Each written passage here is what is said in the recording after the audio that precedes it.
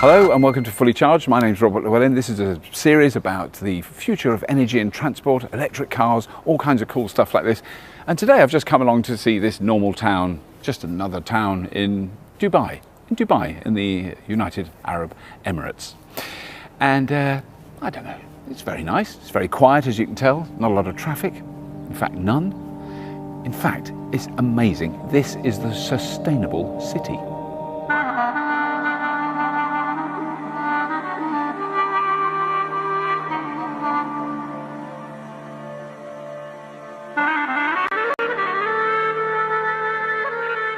First of all, thank you for coming. I mean, this is it's a delight to show you all of this. So this is the sustainable city, and we regard it as our goal is to have a net zero energy development. So everything you see, first of all, the principal design element is to reduce the energy intensity of the city.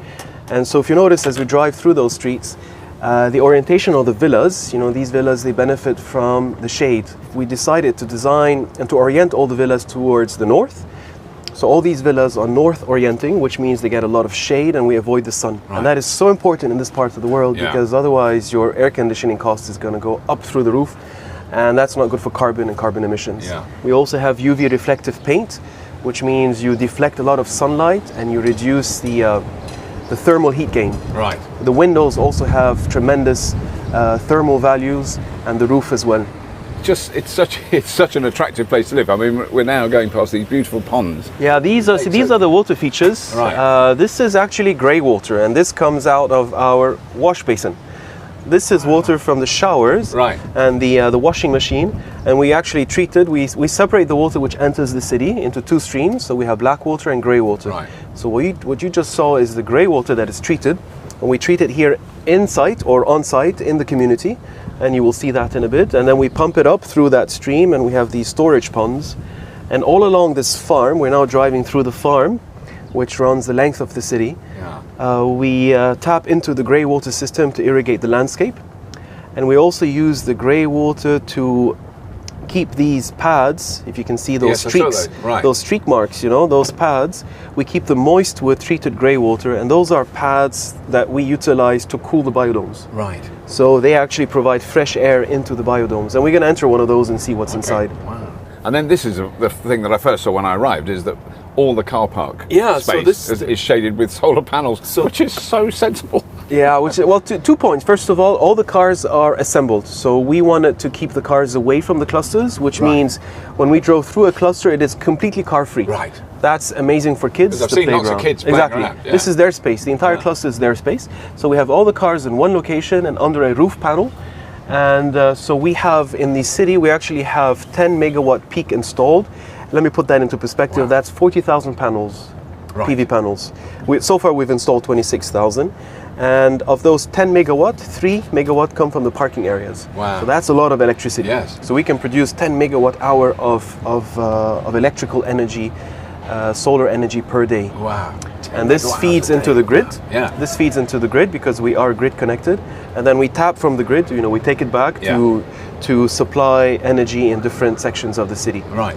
All the services, the cooling pads, the farm, the street lights, the water features, all of that is actually utilizing electricity from the car parks. Right, yeah. So there is one community pool, and this has always been a contentious point about sustainability, but we've designed in such a way, first of all, this is a closed system, so the water is filtered, and we just top it up, replenish it because of evaporation during the summer, and we have a very environmentally friendly treatment system as well installed. But it's also clearly very popular. There's always and it's very popular. I mean, living in Dubai without a pool, at least one pool, is a bit difficult. It's become expected. Because it's such beautiful weather here today when we're in January. So I have been in this area before in the midsummer, and I know that it is extremely hot. So it can get, exactly. So now the weather is beautiful. We're at 25 degrees Celsius. If you come back in 4 months, it's going to be 45. Yes. So then the story is different. Yeah. So the water that you see here, this water is streaming down. This is grey water, treated, and we have a little bit of slope. So we utilize the slope to have that movement of and water. Is it cleaned as it's? So it's treated. It is, first of all, it is treated, and then we improve the treatment. If you notice these these grass. Yeah. This is papyrus. Right. That's Wow, what they had is in it? Egypt, Wow. right, to make paper, for example. And those are called biofilters. So we planted those, and they're actually soaked Right. down in the water, and they biofilter the water as Right. well, because there's a lot of nutrient uptake. Yeah. So they improve the water quality even more. The trees that you see now, the landscape here is only 2 years old. So what you see is only 2 years old. So we've tried to balance between the amenity and the utility value of a landscape. Right. We don't just want beautiful trees and landscapes and shrubs. We also want to have trees that are going to bring something back to us. So the date palms, these we pollinate in the spring, and then we're going to harvest. We harvest the dates in August. Wow. And then the trees scattered along the farm, we have avocado, papaya, pomegranates, mulberry, fig trees. So those are spread, and they will benefit from the shade of the palm trees. And all of that is actually irrigated with treated sewage effluent. So these pipes that you're going to see everywhere, Right. this is actually treated sewage effluent. Right. Wow. And so right here on our left now, while you're going to see other buggies, is the grey water treatment plant. So it's underground, and it's just next to the villas, so Yeah. people are not offended by it. No odors whatsoever.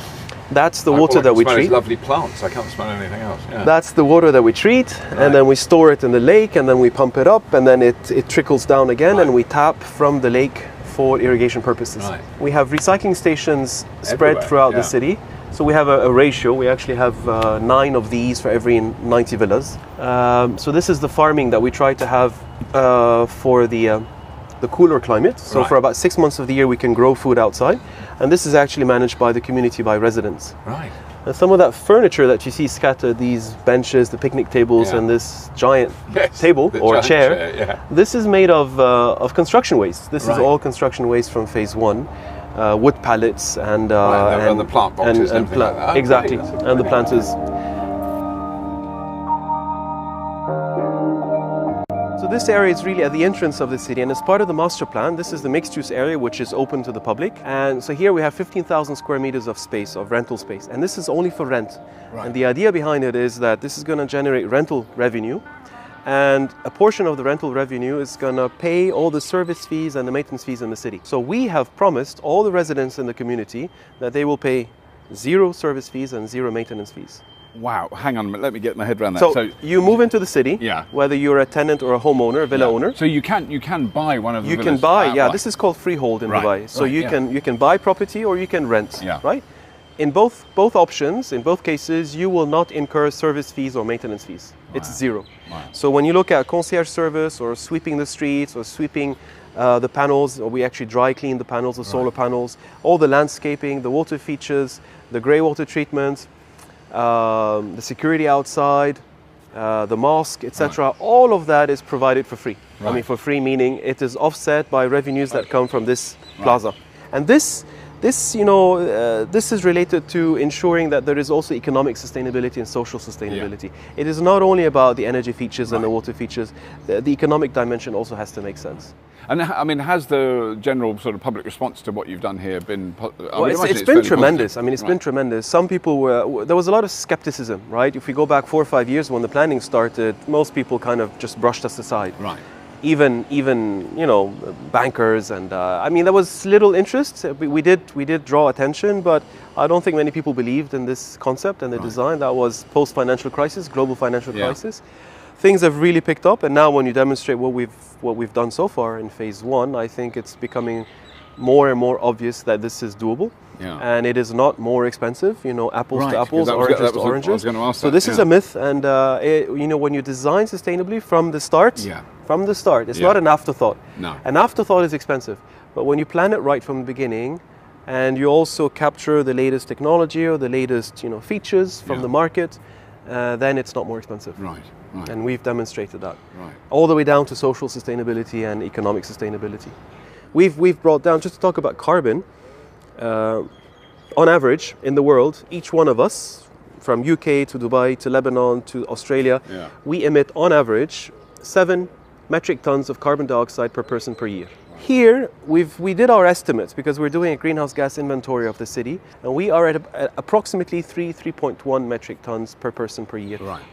That applies for residents living in the city, Wow. including commutes outside the city. Wow. So, but And you're talking people who've got you know, a lot of people have quite substantially large vehicles in Dubai. Unfortunately, they're not all in super little eco. So this is something we have our own targets as well to transform the mobility not only inside the city, because that's, you know, we've achieved that already with electric vehicles and buggies and bicycle tracks and jogging tracks, etc. So we've provided that, but more importantly, we want people to begin to switch to electric vehicles, and so we've done two things so far. We've provided charging stations. Second, and that's really unique, as a developer, we are actually providing an incentive, a subsidy to villa owners who wish to purchase an electric vehicle. Right. And who live in the city. Wow. So if you live in the city and you are a villa owner, you will receive up to 10,000 euros or 40,000 dirham towards your first EV purchase. Wow. That's the incentive. So that's part of your sales contract, you know. So whether you make use of it or not, that's your choice.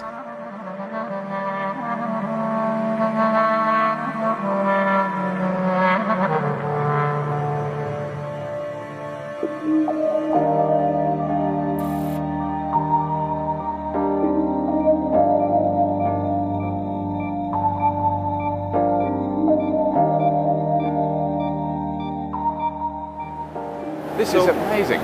Yeah, so we have 11 of those. Right. And this is our, you know, attempt to grow food. We started with herbs. We now have, we spent most of last year, 2016, experimenting with different herbs and different temperatures. And so we've now selected 40 herbs. What you see here in this biodome, we have leek, we have parsley, we have mint, we have basil, chicory, spinach coriander, cherry tomatoes, lettuce. Because it's much cooler in here than outside, but then the fans are blowing air, sucking air outside. This is the beauty of having a low-tech solution. This is a desert technology. Right. This has existed for more than 40 years in farms all across the Arabian Desert. Right. And the system is very simple. We actually have, we call it fans and pads. Right. Fan and pads. So we have 4 fans blowing air out. Then you have a negative pressure inside. So passively, air is going to flow in. Through those. It's going to flow in because you're blowing air out. Yeah. These are called pads. It's like cardboard, corrugated cardboard. Right. And then we wet them, we moist them all the time with treated grey water. So if you see them, you have these streaks of water. You can just see some drips coming down. Exactly. And if you stand in front of it, it's like an air conditioning system. Wow. So the temperature is going to drop from 45 to about 30. But the other thing is, if you were doing this 10 years ago, you would be, you know, burning some form of fossil fuels in order to run the motors that drive the fans. But all this electricity is all coming from solar. So this is coming from the car parks that we saw. Yeah. That's what we call the solar farm. And these are just motors. It doesn't take a lot of power. Very simple. It's very simple technology. Yeah. Just motors. Yeah. So there's no air conditioning system. Right.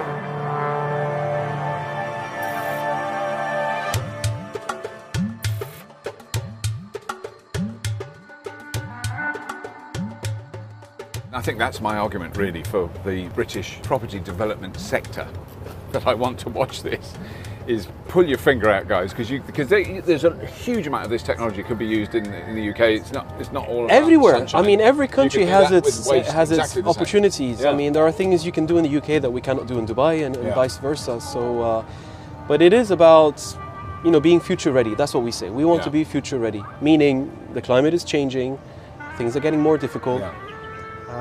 And we all have this responsibility to bring down our footprint, and so we try to personalize the problems and the solutions here. Yeah. You know, by getting everybody involved. And then presumably, like even in summer at night. Actually, well, it gets colder at night than you expect, doesn't it? Yeah. So, but I mean, you could have a meal up here in the early evening when it wasn't quite so. Well, we can use this space. You can use this space for about 8 months. Right. But then you have 4 months. You don't want to be outdoors. Right. It's just too hot. Yeah. That would be mid-June through mid-September. Right. It's you know, upper mid-40s, lower to mid-40s, and then it's humid as well towards the end of the summer. But otherwise, you know, 8 months. And so if you notice, a feature we have here is that, you know, we tend to associate panels, solar panels, with this, you know, put it over the garage. I don't want to see it. It's not. It's unsightly. But we've actually incorporated it. It's part of the architecture. Because when you look over there, you wouldn't think, oh, all those roofs are solar panels. Yeah. Because you're expecting to see something like that. But